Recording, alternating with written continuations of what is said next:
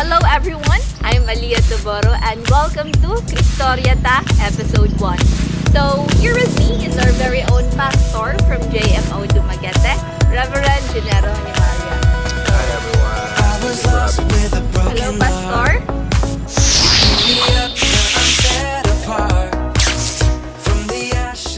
Hello Pastor, how are Hi you? Lee. So, how's your day pass? I'm good. I'm okay. Kulang ragtulog pero okay naman. Subati ra kong yapon. Wow. So, since this is our very first episode, that's why we want to talk to Pastor. Kay we want this to be a fulfilling and a life-changing episode. So, since most of our viewers doesn't really know about you, ngano ka na pastor, asa kagikan. So, can you share a bit of your history to Yeah. who Genero Nimaria is? Yeah, by the way, I'm Pastor Jen. Of course, taga Dumaguete ra ko. Alumad yung taga Dumaguete.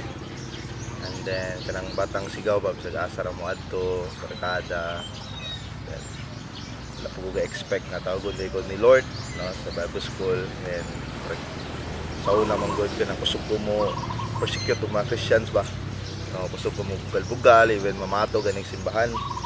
Pero ako kabalo nga karon ako na pud ang persecute, ako na pud gitawag ni Lord, like just the life of Paul ba.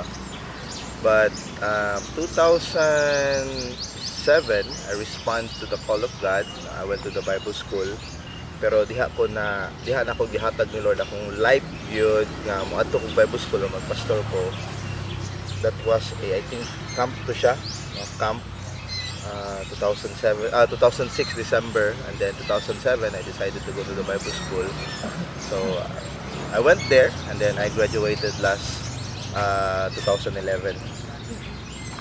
Kuan pa, since you've said a while ago no na you've persecuted, magbugal-bugal ka sa mga tao. So what happened? What's the turning point nga niingon ka nga okay, so God really do exist. So what happened man? Ngano ka nakastorya nga? Ay ngano ka napunta ito nga okay, mo mahimo kong Kristiyano. Of course I know God already existed, no, even though I'm not a born again Christian. Kabalo ng gidana tanang mga tao diri sa Pilipinas kabalo man gud anay Ginoo, pero wala gud may personal relationship niya ba nga kinsa gud siya, unsa gud siya, unsa yang kapasidad ug abilidad nga mabuhat sa akong kinabuhi. But I think iyahara pud og pagpanglihok, no, kanang God really moves in mysterious ways ba nga naibulong na lang ko nga murag ato ko nung sulayan be, musimba ko nung tadiha be, ana ba mo try ko nung tadiha be, ato ko nung sulayan be, kay ang life mo man gyapon balik-balik ra sa imong routine kada adlaw. So ako rang gisulayan, and then pagapot ato grabe ang impact sa akong life. I cried out to the Lord. Pero nagsugod jud ko og kanang bata pa ko, tiga pila na ko anang kuan nabitang Ministry kanang children's oo, ministry. kanang kaon ba kay mamo na akong gina every time nga magwali ko mingon man jud ko nga do not underestimate the power of snacks. Yeah, that's true. I do agree in that. It can save people. Kay daghan kay mga kanabitang inganyo ra, barkada ra nasulod sa church kanang mga invite imong mga friends. And then the long run murag kanabitang moy gihimo nga instrument ni Lord para maduol kaniya ba. Kay mangita ko na siya way nga kanabitang unsa effective way for you nga makaduol kaniya. So ang effective way para sa ko ay snacks. So kani mga bata padtua. May nahinayhat pa dawatan Oh, snacks. dito me. Oo. And then mo na to lingaw-lingaw ra, and then gi-invite mig mga Sunday service nya kagama po mga gwapa mga chicks. Nga po yung mga doon musimba ros kuan. Okay, I will not mention names. So musimba ros si kuan. Tuon na to. Wato nga to na mo musimba mi tungod ra na. So mo to gihimo pod kay kana manggong of course adolescents kanang pagtubo ka binarkada, and then murag pug diha pod mo kuan ang imong emotion ba through ma-attract ka sa imong opposite sex ana. So mura po gigamit ni Lord para diha na dod ni sige na. Oh, nice. So, pastors, how long na ka nahimong pastor as of now? Pila na kayo? 2011, since 2011. Since 2011. I got my license 2011. And karon. 13 years. Yeah. 13, 14 years. Yeah, Dugay 14 na. years. Yeah. Dugay na gid ay. So Dugay na. sa 14 years of serving the Lord, Pastor, have you ever experienced kanang bitawng murag distant si Lord sa imuha?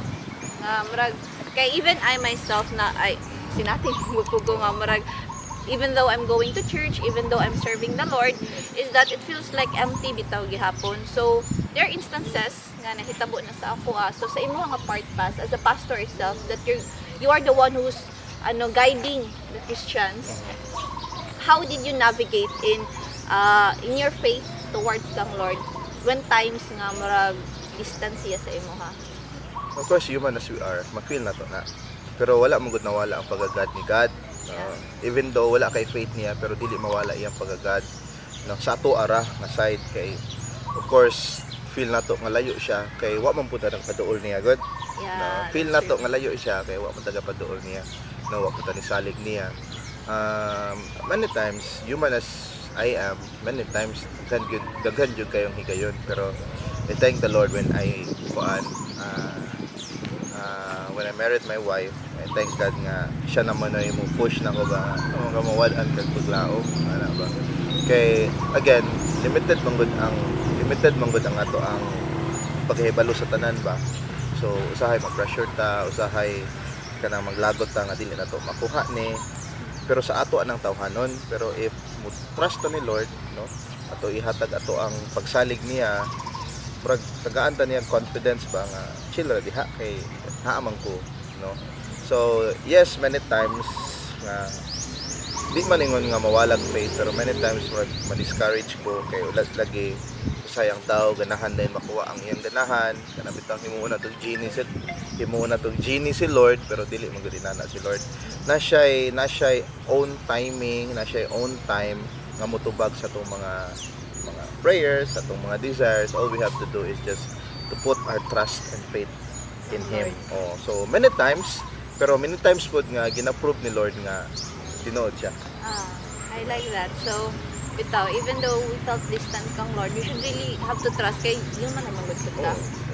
So Pas, you mentioned a while ago na when times nga God is silent, you seek support pod sa imong partner, which is si Ate Fat. So brag, it's really essential. So what can you say about kanaganing couples na how do I put this? Kanaganing couples na ang usa is in faith, then ang usa is dili bitaw kanang dili pa kanang fully in with the Lord nga pagsiya. So what can you say about those people? Kay in your situation itself, it's really nice to see na pag ikaw luya, ang imuhang partner is there to support you. So to those couples, Pastor, na dili ganiing ana, dili in equilibrium, okay, what can you say to them? Of course, that's what the Bible says in Ecclesiastes, that two are better than one. How much magtulo ka po, diba? So that's the power of bitang ng family na magtinabangay. More gina siya nga you should make right decisions ba before you step on sa anak bitang relationship. Commit ka nga you will make it sure nga kaning ako ang partner mutabang ba ni siya nako, di ba, for better for worse till death do us part, nga dili ba ko biyaan na niya kung magproblema na kay as kuan man god kanang dili lang as Christians pero ang tanan maguntaw moagi ana mga tanang mga magtiayon moagi o mga pagsulay ana, pero depende ra mo guna nimo sa inyong mga pagsulay mo biya pa ka or magpadayon mo gunitanay sa kamot hangtod mo balik ang Ginoo. So mo na nga before you decide nga mo step or mo level up na ka into kanabitang musulod na ka og kaminyoon, make it sure good nga kanabitang ang imuhang commitment sa imong partner mo last gid ni siya. Kay diha naman na siya kay kung wala kay faith ni Lord kung kay faith siya mong kaugalingon nga na kay mabuhat, diha na magkalot na ka sa ulo, magmahay na ka sa imuhang gisudlan, so mo na nga ang kaminyoon man gud kinahanglan mo na siya na ay kanang bitong good conversation ba, maginistoryahay mo unsa na asa naman taani, unsa na may nahitabo sa atong kinabuhi, especially na yung mga pagsulay. It's very important to open up, no, Yeah, that's with each other nga na ay mga butang nga dili na ko makaya, tabangi ko, and then you should pray for one another, no, and if kung mahimo you should ask kana bitang guidance from older couples, or Yeah. kung mahimo na may Anong mga couples ministry, ay couples for Christ, mga ingana ganito. Oo, pastor. kanang gitawag bitaw og kanang naamoy mga mentors ba? Yeah. Mentoring, that is very important because namang yung mga tao nga nanay mga kaagi dihan dapita. Na, dili po ta pwede mag-ingon ba nga naabit ta tay pride nga kaya nato. Hindi ko nato makaya. And of course, di na to makaya kung wala ang Ginoo. And that's the function of the church. Bitaw nga we are here for one another. We are here to support one another. We are here to give guidance, no, to one another ba? Especially those struggling couples when it comes sa finances, sa faith, anak mo kay even a simple tap of a shoulder, ako nung muna siya tabang because feel nimo nga awa day ko na ginusara. Wala day mi na ginusara. Yeah, yeah. Very life-changing. Tinaw na pas because there are a lot of couples bitaw right now nga kinong bitong sa sugod pa relasyon pero may Yeah. ingon nga God is the Nagkainit. center of our relationship. Nagkainit. Nagkalayo. Gali, nung pagkahuman mo, wala ra, ingana, nagkatugay, so on. Yeah. So, it's really nice to hear those words coming from you, Pas. So, as a pastor, it's part of, dili lang kang pastor, but it's part of us Christians to evangelize, di ba, people? Yeah. To teach the word of God. So, Pas, how do you talk to people who are kanaganing atheist? Like, how do you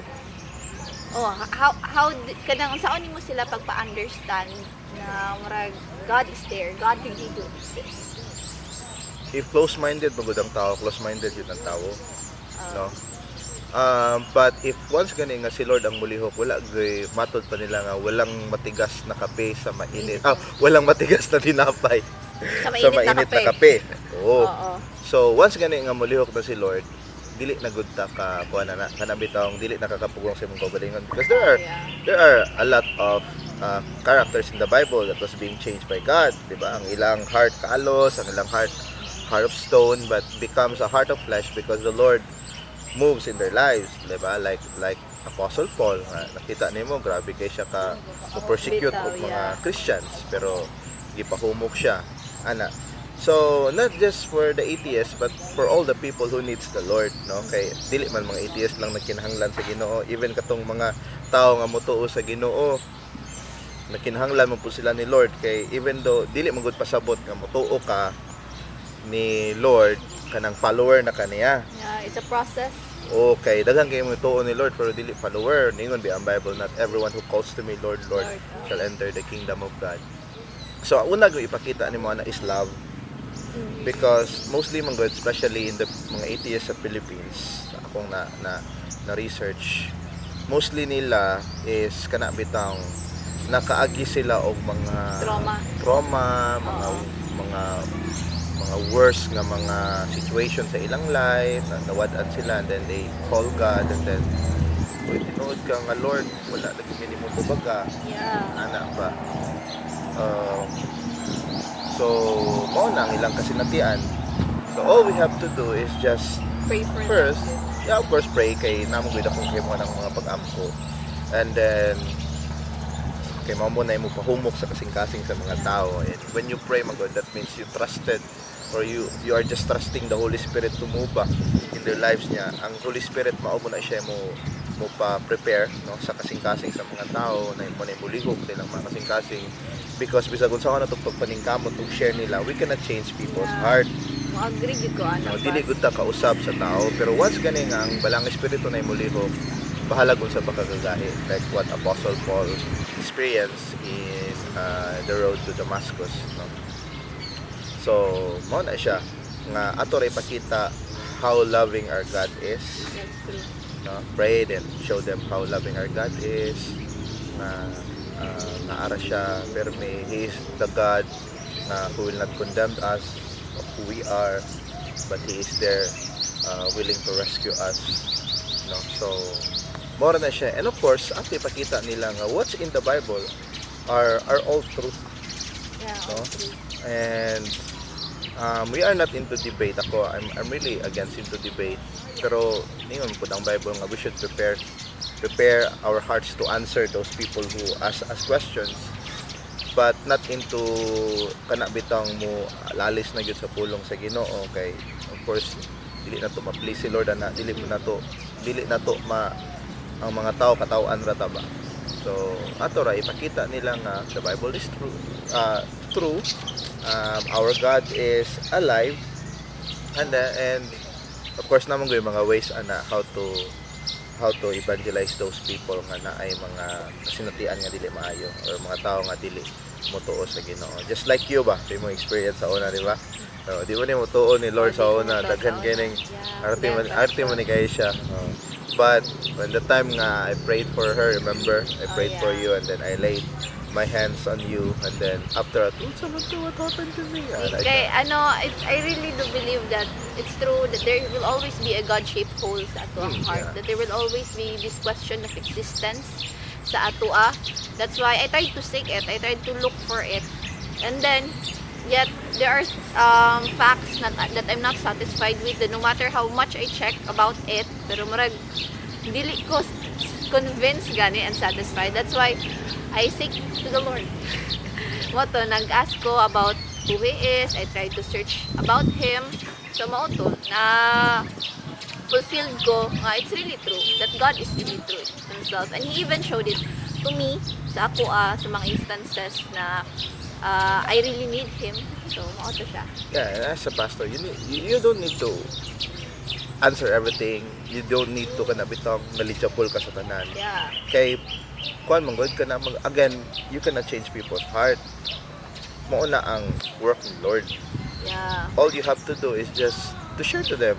Ay, mo plant lang kag seed and Mo-plant si lang Lord ang na seed, mo and pag-grow. then mo share lang ka what's in the Bible about the love of God, and then after si Lord na mo usap og tao through the knowledge that He received from the words that you have shared. Yeah, I agree. Sakto na pas. Sakto good. So, pas in this, di ba, modern times naman God, so, a lot of Gen Zs, a lot of new things, even the Bible itself kay na, di ba nanay Taglish? As far as Yeah, I remember, nanay Taglish. Taglish. So, pas, how do you define faith in today's world? Of course, kung pasultiyon nimo ang Bible, namo gyud siya yung own definition of faith niya. Kana nga faith, dili man na siya mo evolve sama sa pag-evolve sa panahon karon. Oh, yeah. What's in the Bible is Always the final authority that kuan ba kanabitang atong gisabitan. Ningon ang Hebrews chapter 11 verse 1, basahon na lang. sige. Hebrews 11:1. Now faith is confidence in what we hope for and assurance about what we do not see. So may definition sa Bible, no? So faith is trusting in God's promises even when we cannot see them with our eyes. And also having faith is kanabitang having confidence and trust in God on what He is saying, and of course believing on Him even though you don't see Him. Yeah. Just like Thomas ba nga usahay, pakita ko be, di ko mutuwa nang nagpakita si Lord kay kinahanglan akong butang akong mga kamot sa iyang hole sa iyang kuan. Yeah. And then moto nagpakita si Lord niya. Siya nga ingon si Lord nga mas bulahan tong taong nitoo pero wala makita. And that's faith. No? Even though you don't see Him, but you believe in Him. No? You believe in His power, His capacity, His ability, who He is.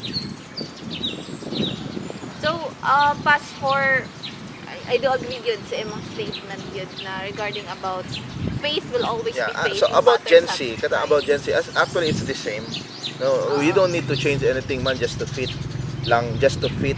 Sa our trending, faith sa sa ilaha. modern world, yeah. Kung unsa ang nasa Bible, mao gyud ang nasa Bible. Bahalag unsa pa na, of course, diya nang ta magka problema sa mga translations. Pero what's in the Bible, it's in the Sa Bible. Bible.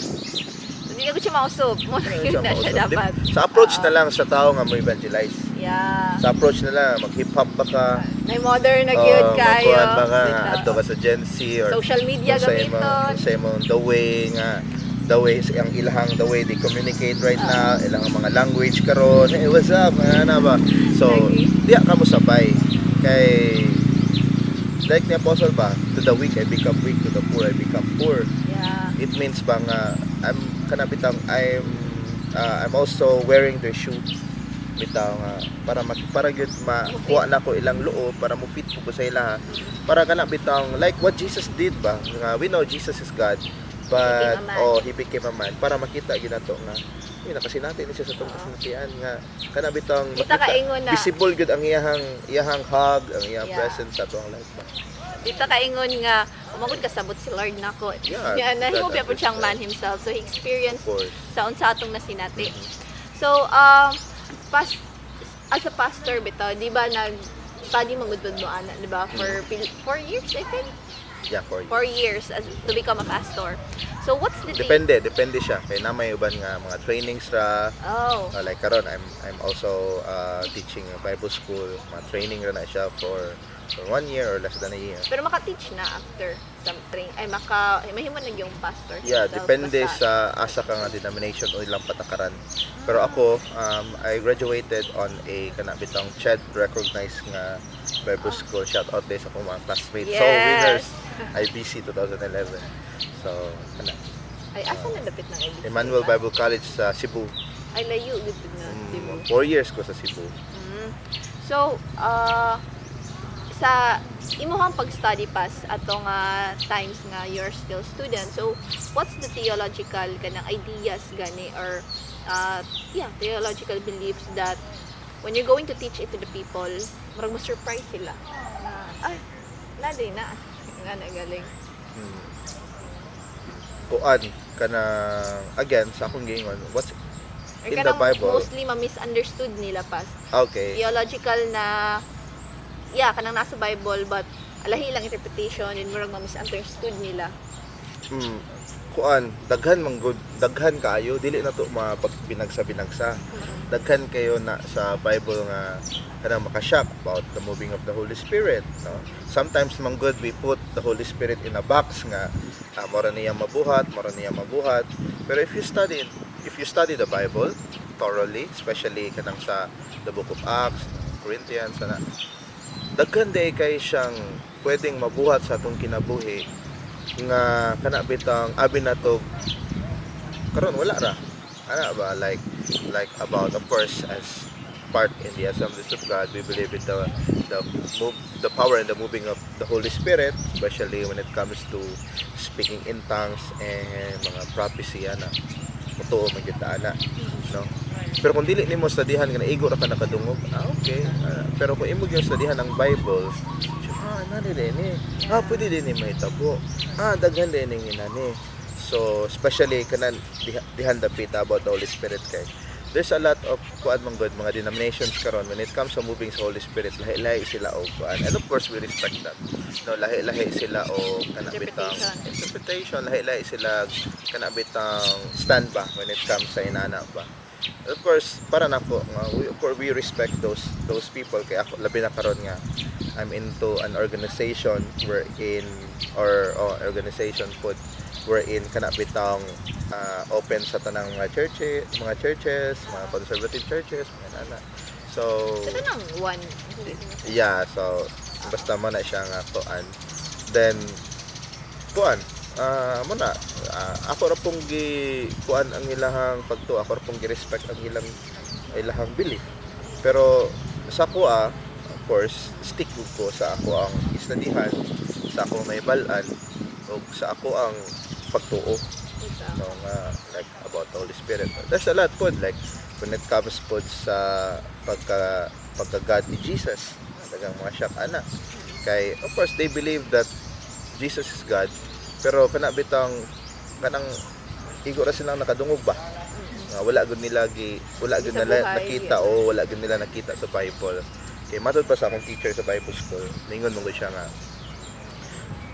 if igo ra kang nakadungog sa imong gituuhan sa laing tawo nya dili gud ikaw ang nakakita sa source, gitawag kag fake hearer. no, fake hearer ba, Igo ra nakadungog. igo ra nakadungog, Pero wala pero kita. kung wala ka kita, pero nakita gyud ka sa source din nituo ka, Oo. of course mas powerful gud siya, no, kay pwede manggong like mo mo guni ang kuan nadunggan ako, dunggan nimo, wala nimo na basahan, pwede man gud siyang sa na kuan ba. Disbank o something Oh, na ano. masing mo na ato. So kana daghan pa kaayo when it comes sa theology, no? Yeah. Daghan pa, no, about the Bible. Okay, daghan mo pong mga churches good nga napo sila laing book ana ba. So daghan good, no. So di na to na matag sa tagsa, pero the Bible study pwede na to na ikutan. Pero I do agree with that, Pastor. Pero sa akong side, no, what really matters the most, no matter what religion you are in, is you having a personal relationship with the Lord.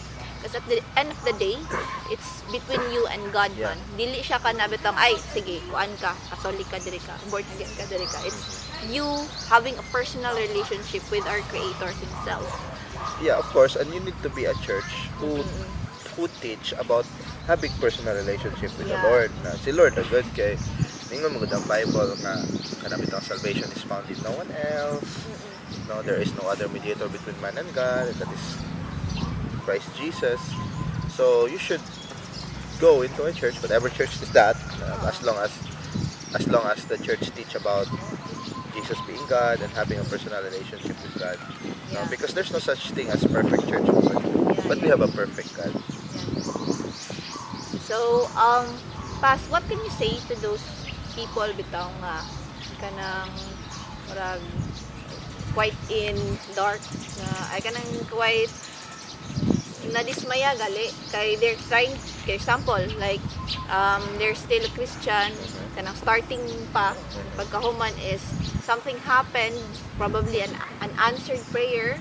Unanswered prayer. So, din mo to na dismaya, then Unanswered.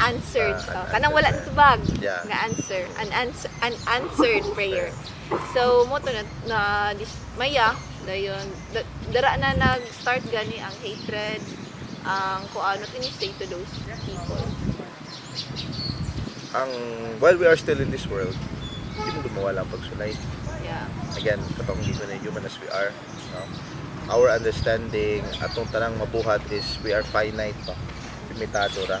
But again, we have an unlimited God who can supply our unlimited needs. Good. Ang kaso mo gud ana kay tungod nga kanabitang nawad-an ta og paglaom, hinay-hinay na ta og kawala, hinay-hinay na pud kawala ang atong connection ni God. Yeah. So, if mawala atong connection ni God, it means nawala na pud atong pagsalig niya. No, kay ang kuan manggod ang pagpapuno manggod sa balang espiritu. Everyday man gud kinahanglan atong buhaton. Kinahanglan man gud ta mag-fulfill, kinahanglan ta magpapuno sa teaching sa Bible, teaching sa about who God is. Kinahanglan man gud ta magpapunoan always kay because there's always an attack. The enemy is always there to get you out of track para iya kang i-disturb, iya kang i-distract, iya kang i-destroy. So mo na kinahanglan natin maintain. So once gani nga hinahinay na kagpalayo sa Ginoo, of course hinahinay na kung nakawala ang imong paglaom, which is sikat ang pagkakatag. We pray, di ba? We always pray kung na Lord, and of course when we pray, we should also read the Bible. Okay, Lord, asa man ka, di man ka mutubag nako. Dali ang Bible mutubag si Lord na. Pero partilan gud nimo ba yung kanang Yeah, and how basa yeah, yun? of course. And how can you know nga unsa ang tubag ni ana if dili naka mubasa og Bible? Asa imong stand kung dili asa nakadapita, no? Kung dili ka mubasa og Bible. So we gain our knowledge about God, of course, to those people who teach us, but also personal sa tuwa, no, kanang mabasa gid ang Bible, kaya man nato magina atong personal knowledge about Him.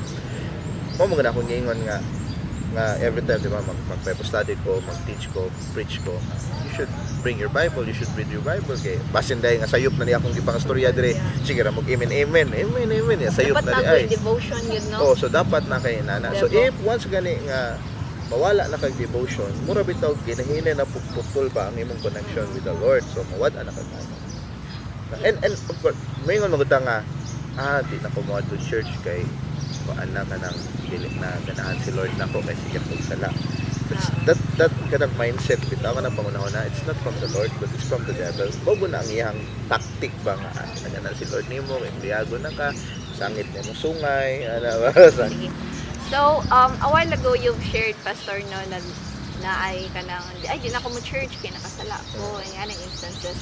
However, murag, sa ako ang nasinati, no, opposite, kay, murag, na ako'y friend ato, then yan na siya dito nga, tig church ka, nako, tig church ko. Then, naka-share siya, nga, dili siya tig church, kay, ang church is for the perfect people.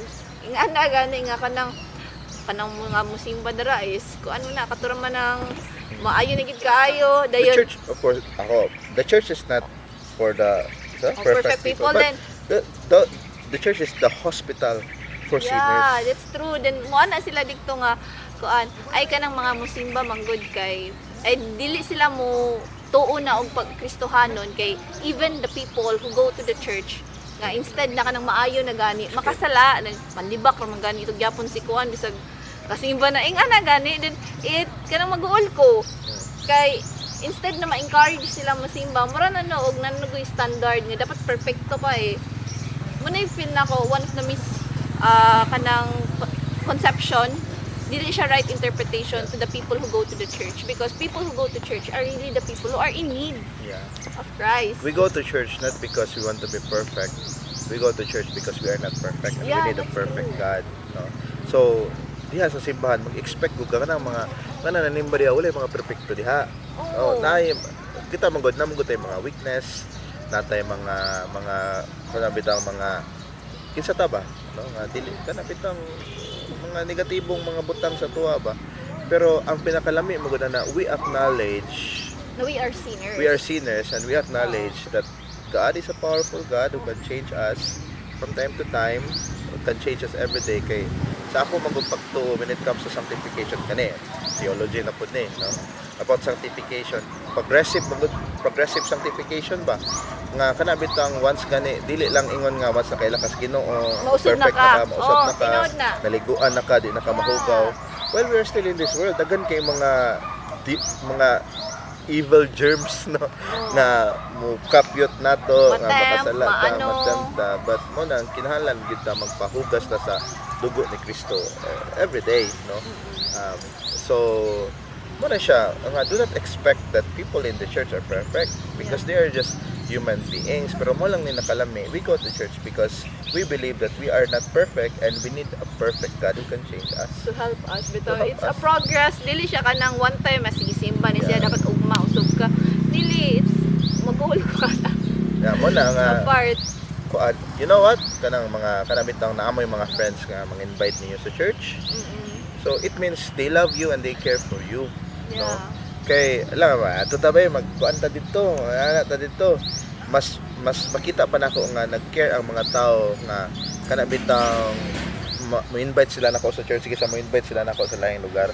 because at the end of the day our lives in this world napay naman pila naman atong oras dire pila naman atong years diri sa kalibutan no so may pay mo adto ka sa tao nga nang-invite mo sa church because that it means nga they care for your soul they care for kanabitaw sa imong future sa unsa pwedeng mahitabo sa imong kinabuhi kay basta naagod kay Jesus you are really assured no to go to heaven assurance ba gitawag man siya assurance of salvation then maka-appreciate with pag go to those people nga mo invite special mga Bible study kay then ay nakatry man po ko kanang kanang mga nakoy friends dayon ingon liya to diri Bible study then while we are having this conversation ma-surprise bitaw ko to what Bible can really offer to people because Bible is just more than a book. It talks about life, it talks about romance. Yeah. Diba? Amazing siya. Yun, nabasahon. Then, usapod na is, for example, you're gonna go, that's why it's nice to have a devotion po at the same time. Kay, for example, kanaganing, dili man tanang topics na as preaching, di ba, Pas? Di at least if na kay Bible, magbasa ka, ma-refresh ko ka from time to time. Then there's a lot of stories yun sa Bible. Dagan ka makuha, dagan kang ma-learn from different characters in the Bible, Yeah. different situations po. So, to end this, Pastor, thank you so much Yeah, for thank you being so with much. me, for being with us Yeah. this day. So, what can final say na lang pa? Sa mo final say for today? Ako final say is that kuan ayog paapekto sa mga circumstansya sa imong kinabuhi sa pagtuo sa Ginoo. Bahalag run out pa na sa makaron. Lagi, bro, no! And today is Sunday, pero wala man gud may Sunday service mabuntag gabi ra man so nagakuan mi pero the record me yeah man do not be affected by any circumstances when it comes sa imong faith ni Lord. Okay, even whatever circumstances wala gyud ang paapekto sa pag-bless si Lord ni mga kinabuhi. So yeah, also inviting people from Dumaguete, if you need church or if you need some counseling, if you want to go to church, our church is open for you guys. And those people who are depressed, who are suffering, that's our vision. But if you are helping those people who are suffering, who are depressed, kay mga mo na nagkikanglan pag-ayo ni Lord. If you are perfect, you are not welcome in our church. If you are perfect, Right? Just na kayo. just na you're not welcome in our church. But we welcome those people who are really in need pa sa kanabit ng lost. nice mga spiritual downfall welcome to church. So our service is Sunday, every Sunday, 5:30 to 7:30 p.m. So, thank you, Pastor, and thank you, everyone. Hope you like and share this video. This world will fade. I'm pressing on till I see your face. I will live that your will be done.